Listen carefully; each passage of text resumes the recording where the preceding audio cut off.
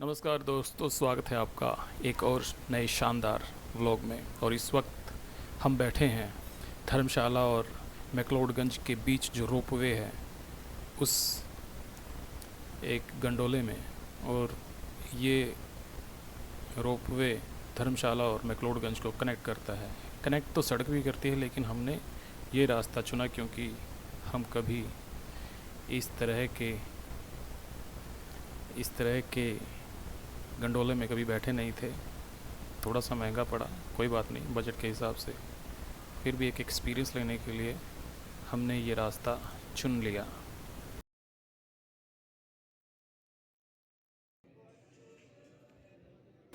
अब हम पहुंच चुके हैं मैक्लोडगंज के बौद्ध मठ में। ये सिर्फ एक धार्मिक स्थल नहीं बल्कि एक पीस एंड स्पिरिचुअलिटी का प्रतीक है। यहाँ की घंटियों की आवाज़, प्रार्थना करते भिक्षु और रंग बिरंगे प्रेयर फ्लैग्स पूरे माहौल को बेहद शांत बना देते हैं।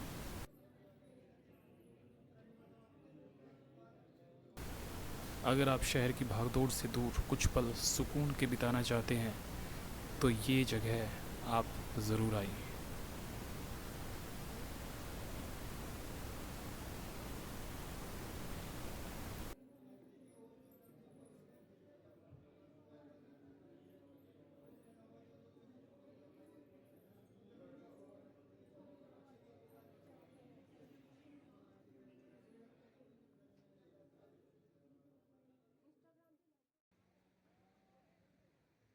तो झरने के पास पहुंचने से पहले ये कुछ दूरी पर ये एक पगडंडी बनाई हुई है। यहाँ पर कोई व्हीकल नहीं जाता।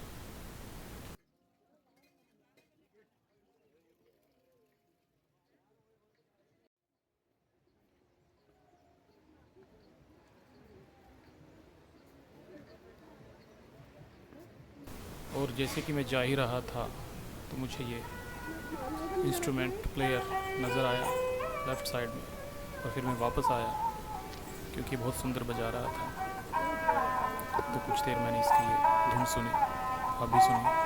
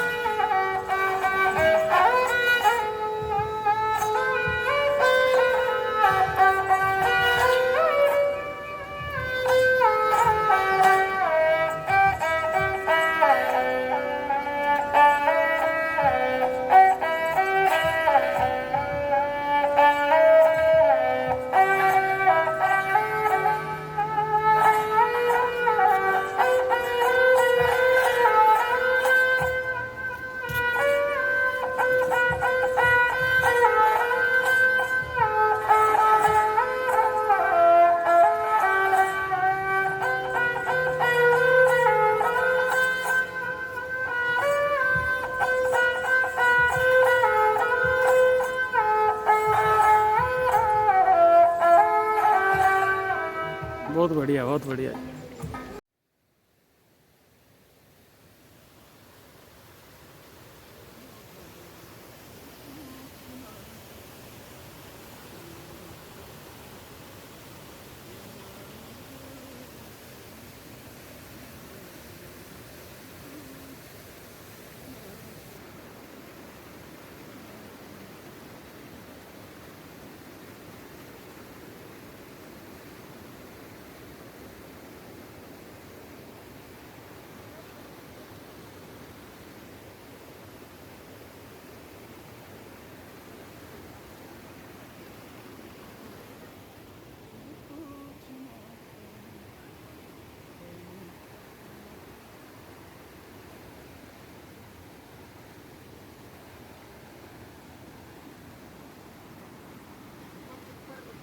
मेरी भी खींच ले, मेरी ऊपर मज़ा है।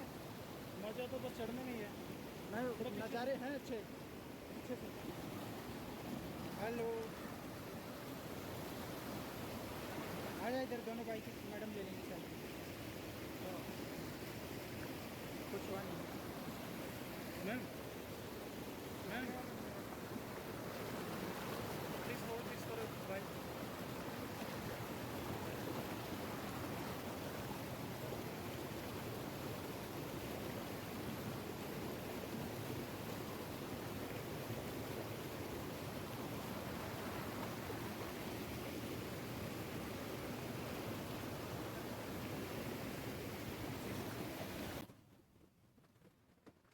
This traveler traveling alone from Austria.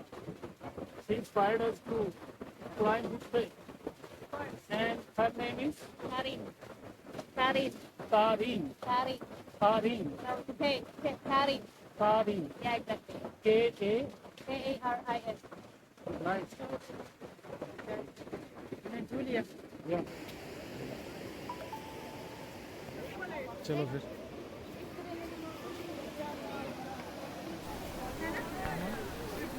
और इस खूबसूरत झरने, पहाड़, पेड़ और इस खूबसूरत वादी में काफ़ी समय यानी कई घंटे बिताने के बाद हम चल पड़े एक दूसरे टूरिस्ट प्लेस पर, जिसका नाम नड्डी है। और नड्डी में जाते जाते मैंने ये कुछ क्लिपिंग करी रास्ते की, देवदार के वृक्ष और सुंदर दृश्यों की। देखिए, जब तक हम पहुंचते हैं तब तक आप आनंद लीजिए इन दृश्यों का।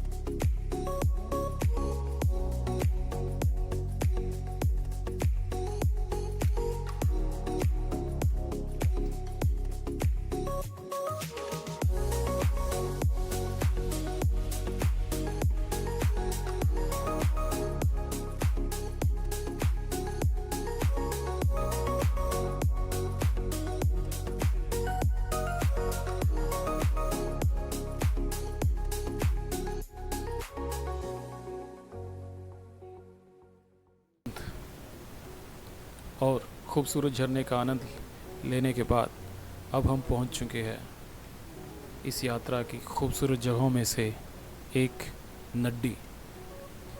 अगर आप इन ऊंचे पर्वतों की श्रृंखला को सबसे करीब से देखना चाहते हैं तो ये जगह आपके लिए है। ये जगह किसी स्वर्ग से कम नहीं दोस्तों। चारों तरफ फैले पहाड़, ठंडी हवा और बादलों का खेल। यहाँ खड़े होकर समय का एहसास ही नहीं होता। यही वजह है कि लगभग हर पर्यटक यहाँ पर खड़े होकर फ़ोटो खिंचवाना ज़रूर पसंद करता है। और हमने भी सोचा कुछ थोड़ी बहुत खूबसूरत तस्वीरें यहाँ पर ली जाएं। और ये देख पा रहे हैं आप राहुल, ये मेरा दोस्त, काफ़ी फ़नी तरीके से फ़ोटो शूट करवाता हुआ, बिल्कुल फिल्मी स्टाइल में। ये देखिए। और यहाँ तक आते आते हम लोग काफ़ी थक चुके थे क्योंकि हाइकिंग करके हम लोग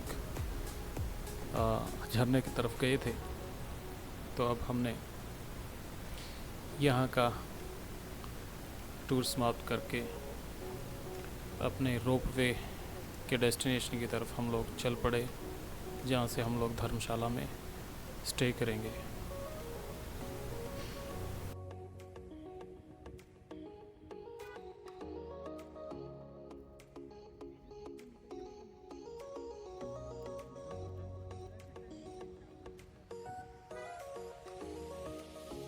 टैक्सी से उतरने के बाद रास्ते में कुछ जेम्स की शॉप दिखी तो उसको थोड़ा मैंने कैप्चर किया। बहुत ही सुंदर स्टोन्स यहाँ दिख रहे थे।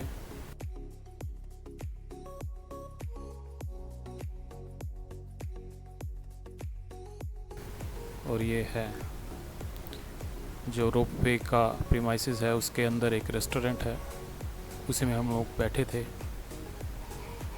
कुछ टी कॉफ़ी वगैरह यहाँ से हमने ली, जो कि काफ़ी एक्सपेंसिव है।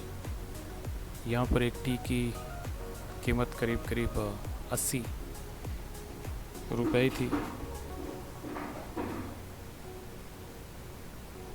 यहाँ से भी बहुत सुंदर पहाड़ और बादलों के नज़ारे खिड़की की तरफ से हमने रिकॉर्ड किए।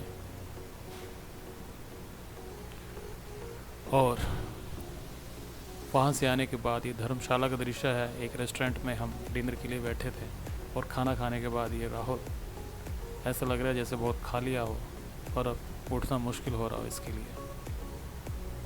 ये रेस्टोरेंट भी बहुत खूबसूरत जगह पर था। यहाँ से पूरी वादी और घर दिखाई दे रहे थे। बहुत ही सुंदर जगह पर हमने खाना खाया था।